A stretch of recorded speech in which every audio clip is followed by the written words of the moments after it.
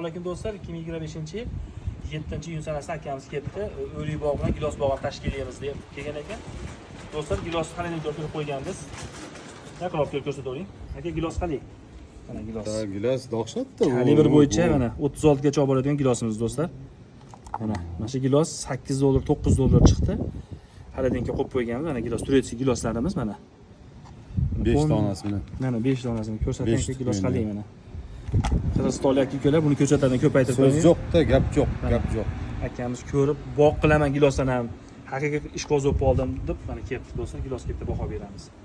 Xudo xolasa shu akamizga ham gilos boqib beramiz aka. Qanday gilos mana? Zo'r. Haqiqatda ayting mana gilos ko'ringlar do'stlar. 34-36 kalibrdan do'stlar.